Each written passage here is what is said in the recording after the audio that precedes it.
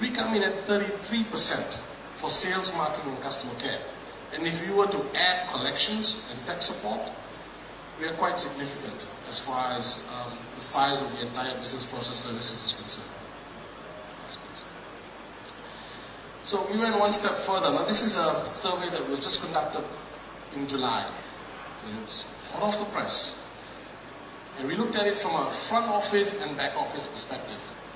Now earlier this morning, one of the speakers touched on the fact that cost is there. Yes, cost is, it's table stakes, right? You have to focus on cost. Now, what's interesting is for the front office, when we asked them the priorities, most important factors for 2013 and the most important factors over the next 24 months, is that for 2013, for the front office, cost came in at 37% of respondents claim that that is their major priority. For the next 24 months, 34 of them claim that that was the major priority. But interestingly enough, if we look at the second item, which is create a more personalized relationship with your customers and consumers.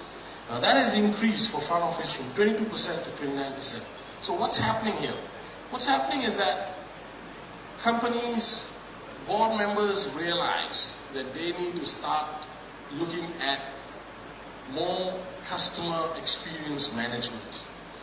Retention is far better than acquiring new clients. Now I always use this example, it's very interesting. When it comes to marketing and sales, we invest in it.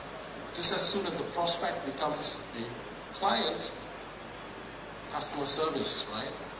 So what is that? Customer service is a cost to us. So why don't you invest in customer service as well? Have that level of experience developed, especially in the front office side. So we're starting to see a lot more effort going into the front office services as we move on. Now, from a country perspective, from a location perspective, in the past we always looked at global delivery model and offshoring.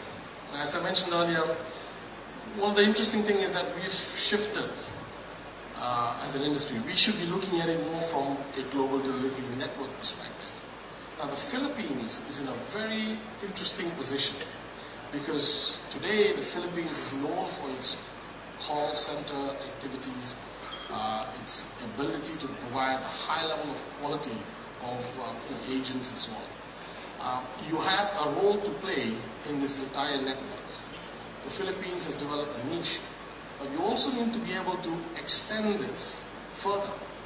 You need to move up the value chain.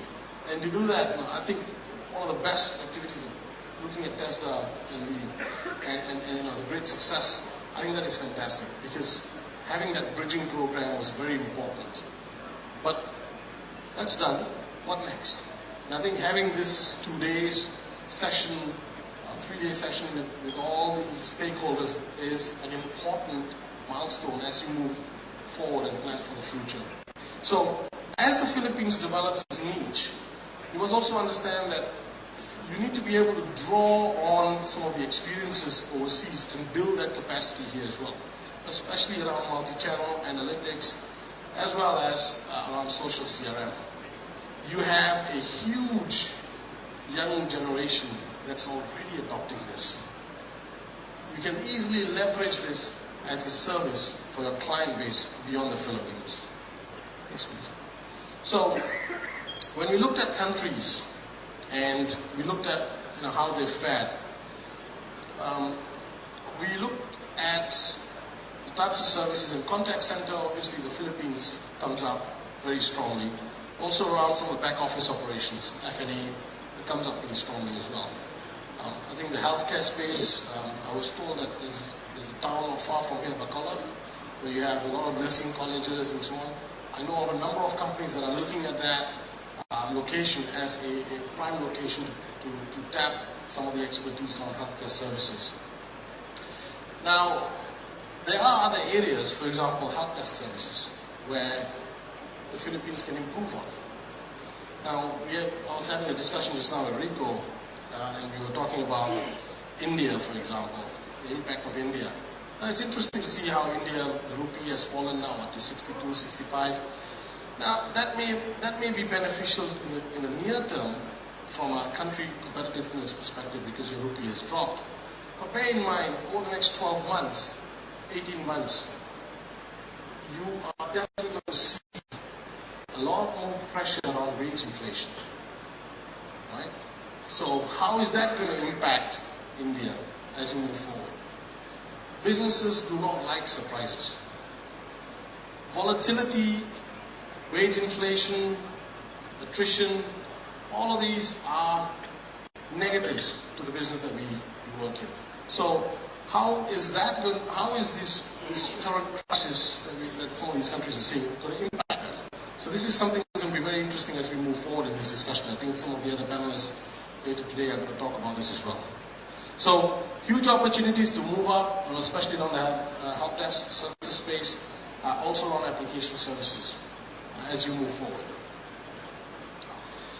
Now, I want to touch on the competitive landscape. Now, as we move forward as an industry, the one thing you must remember is this. We have many players in this industry. Now, there are about, last count, 4,000 odd players in the industry globally for contact center. We don't track all of them. It's impossible. I track about the top 100. Now, what's interesting is this. We have a large number of Asia-Pacific companies that are starting to emerge.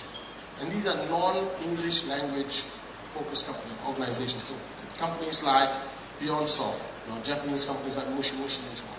They're starting to emerge as well.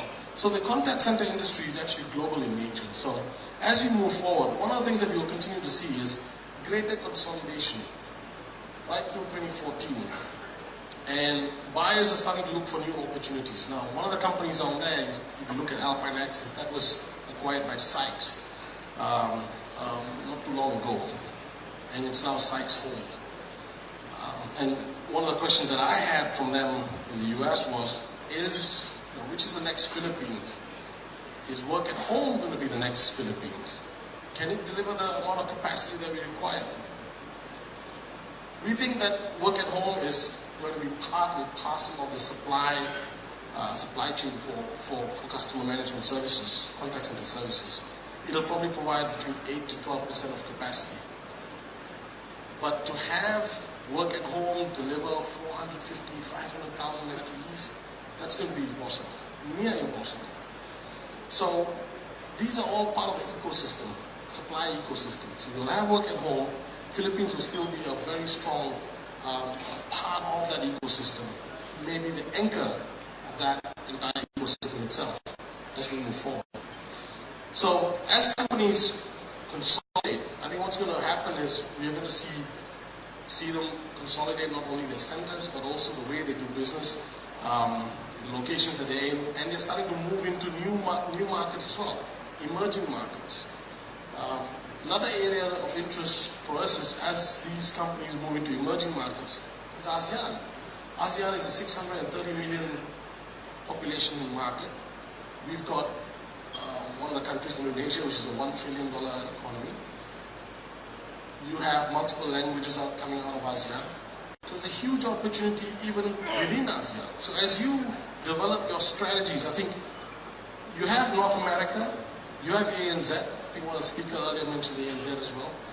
But there's also some of the emerging markets like ASEAN. So these companies, as they consolidate, as they look for new markets, they are definitely going to come in and try to expand into some of these emerging markets as well. We will continue to see a lot of activities around shared services as well. Some of the captive centers being spun off, new opportunities. Why? Because the CFOs want to monetize their assets. They want to maintain their focus on their core business.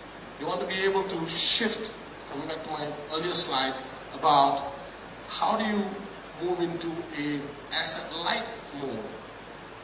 Not make huge investments, capital investments into your own assets and maintain a business that is not really your core business.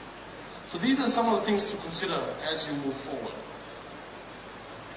And with that, I just want to leave you with some recommendations. So business as usual for you as a business leader or as someone responsible for the development of industry within the Philippines, business as usual is under threat.